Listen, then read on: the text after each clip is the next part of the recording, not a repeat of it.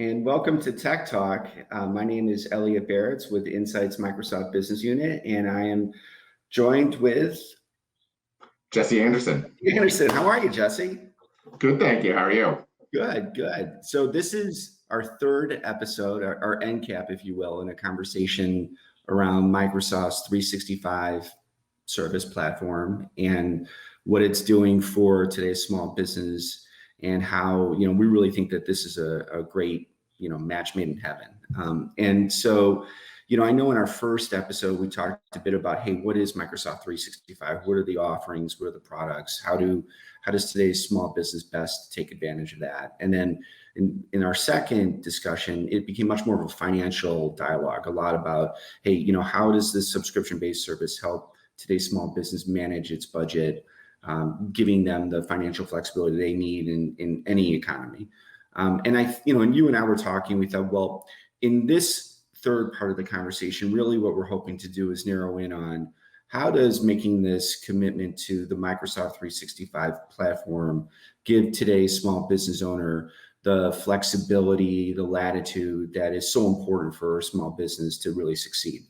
And really what we mean by that is, if you kind of think through all the many challenges for small business, it can range from recruiting to cash flow to healthcare turns out to be the most important challenge that's facing today's small business. And none of that has anything to do with them just operating their business in an effective way. And so anything that helps create simplicity, giving them the confidence and the time to focus on their core value statement is critical, right? And, when we talk about 365, of course, we're talking about not just, hey, communication and collaboration. It's not just email. It's not just, sharing documents. It's not just Teams, but it's also the business systems. It could be Dynamics 365, which is accounting and HR or e-commerce. And really, if you're a small business owner, you can make your big bet with Microsoft in what is technology. And there's a whole bunch of reasons why that big bet could make a ton of sense, why it could pay off, and really place you as a small business owner in a position where, that IT box is checked, giving you the confidence to focus on your business and all those other things that you got to worry about. So, Yeah. If that's the question, why is that big bet, right when it comes to 365 and Microsoft?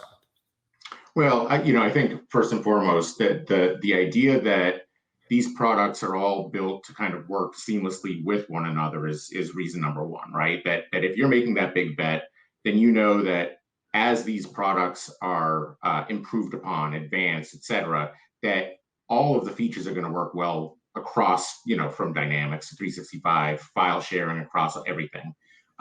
So for a small business, making that investment means that you can remain agile and that that you are investing in continuing to be cutting edge in terms of your technology, not just on day one, but a year from now, 18 months from now, et cetera. Yeah. It gives you the ability to be agile. Yeah. Yeah. And it's so let's just talk through that. So, what you're talking about could be the alternative. Bad alternative would be, hey, I've got different systems that I've put in place for my business, but it turns out they don't really work well together. They don't integrate well together. They're developing at different paths in different paces. And as a result, it creates dysfunction, which causes, whatever support challenges, operational challenges. By creating this holistic environment, you're going to have much better integration. You're going to work in a much smoother operating environment, reducing support, reducing complexity, all of that. So that's the first, I think, very important point. Another point that I think, and I think about this, and I don't know if we all talk about it, but so many of us have grown up with Microsoft technology. So, and what that means is we're so used to the user experience, the user interface. It has become very intuitive. And so, when you make this commitment into Microsoft, you bring that with you. You bring that, hey, I know how this experience works in its entirety. And as a result, I don't have to, the training requirements are less. There's a lot less downtime because there is that much more of an intuitive nature behind it.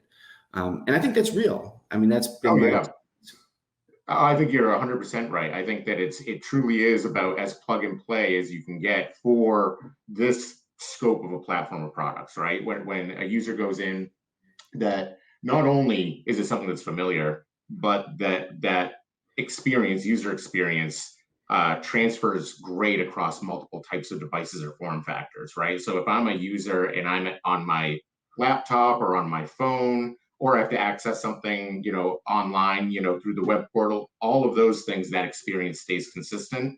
And there's a massive amount of power in that, in terms of a company making an investment and knowing that their users or their employees are going to remain productive no matter what the scenario is and how they have to access their work environment. Yeah, agreed. Yep. And then there was this other thought that you and I have talked about, which is just the strength in, what I mean by that is the research and development budget of Microsoft. So, it is so big, it is so substantial that they're in a position where they can look at every facet of this technology platform, again, whether it's communication or collaboration or on the business system side, and their commitment, their investment in these platforms is so significant that they're always going to be in that place where you're providing a competing edge to their customers, right? So that the feature sets, the functionality is always going to be that much more robust because they can do it. They can afford to do it. And as a result, those subscribers, those customers are benefiting from that. And that's a real advantage. And of course, you're getting all of that at a subscription basis. So, you're really benefiting from their balance sheet and you're paying for it on a per seat per month basis. And it's a great way to manage your budget. Yeah, it's one of the things I love most about the way the subscription service works is that you think, those of us have worked with Microsoft and technology for a long time. Every few years, you used to have a release of a new version of a product, and you'd have to understand all of the changes that were coming and figure out how to consume them, and which ones you wanted to use. With a subscription-based service, that these are going to be released in a way that it's much more realistic for you to be able to consume and absorb that change and continue to be productive. And these products remain relevant month over month over month, year over year over year. Yeah. Totally agree. And, and then of course, then there's this thing that we call the ecosystem, which is really, you could also call it the partner community. And what you really have to do is separate what is the service, the web service, the platform 365, whether it's Office 365 or whether it's Dynamics 365, whether, collaboration or business systems, separating that technology from working with partners or working with those subject matter experts that can help you optimize those experiences. So, for example, if I make a commitment as a customer to Dynamics 365, that's a best in class technology, but I still have to configure it, customize it, optimize it in a way that's going to work for my business. And in many cases, I'm going to work with a trusted provider. And those trusted providers are the Microsoft ecosystem, those Microsoft partners. And it's, and I think that's important because that is a robust ecosystem with world-class organizations that really can help today's small business go from that starting point to a real optimal place where they're really, working IT in the right way. And I think that's maybe the unsaid factor here. Oh yeah, I completely agree. I think the product, people are very aware of what Microsoft brings to them in terms of their cloud products or cloud subscriptions of their products. I think who you partner with is the real differentiator in terms of who you're going to work with to help deliver that technology to you. In terms of making sure that as you're moving to the cloud, as you're absorbing a lot of this change, that you've got somebody in your corner that's helping you do it efficiently, helping you understand what is changing and how your organization can continue to be as efficient as possible. And to your earlier point,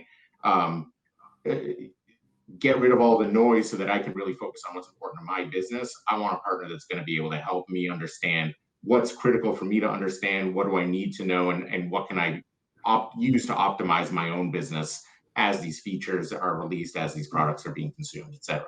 Yeah.